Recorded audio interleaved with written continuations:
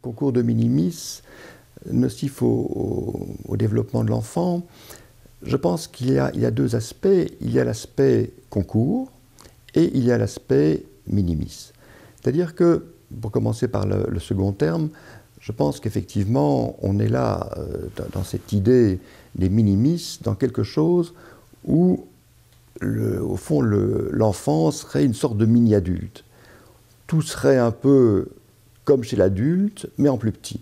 Et donc, ce serait simplement les mêmes vêtements, les mêmes maquillages, les mêmes coiffures, mais en plus petit.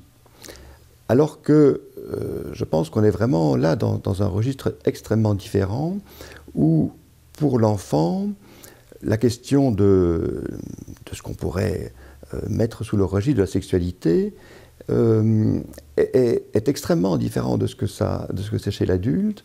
dans la mesure où, précisément, pour l'enfant, il y a toute la question du jeu qui est extrêmement présente. Et pour l'enfant, les déguisements, qui sont traditionnellement quelque chose d'extrêmement important, les déguisements, c'est l'essai d'autres identités, c'est l'essai de quelque chose qui imite d'une certaine manière l'adulte, mais imite l'adulte à la manière de l'enfant. Et je pense qu'il y a là vraiment un point sur lequel il est très important de réfléchir, c'est que quand on embarque les enfants dans quelque chose qui est des concours de minimis, mais pensés à la manière des adultes, c'est-à-dire avec le regard adulte sur la sexualité et sur l'enfance, je pense qu'on sort de quelque chose qui est le jeu de l'enfant pour faire entrer les enfants dans des jeux d'adultes, et des jeux d'adultes qui sont avec les repères, avec les valeurs, avec les normes, avec les modes des adultes, et qui donc, dès lors, de ce point de vue-là, constituent pour l'enfant une intrusion dans sa pensée, dans son jeu à lui, et ne lui permettent pas de s'approprier véritablement ce qui est alors mis en scène par des adultes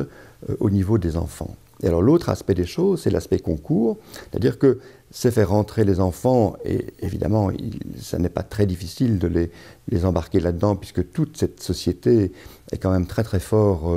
construite et axée autour de cette notion de la compétition, de la rentabilité, du succès. Donc c'est les faire rentrer très très vite dans quelque chose qui est l'idée de concours. Alors, les concours, ils sont déjà très présents dans toute une série d'activités de l'enfance, et notamment au niveau de la scolarité. Il y a quand même toute une série de choses au niveau de l'école qui sont quand même très très prises là-dedans, qui restent prises là-dedans. Alors que, précisément, ce qui aide le développement de l'enfant, c'est certainement pas le développement ou l'exacerbation de la rivalité et de voir qui est le meilleur, mais véritablement quelque chose qui est un processus d'acquisition au rythme de l'enfant de ce qui lui convient de manière personnalisée, individualisée, au moment où ça lui convient. Et précisément, ces concours ont quelque chose qui est alors axé beaucoup plus sur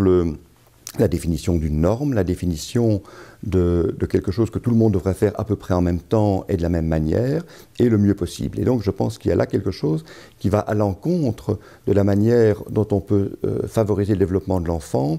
en axant très très fort les choses sur son rythme personnel, ses modalités personnelles d'accès à la symbolisation, à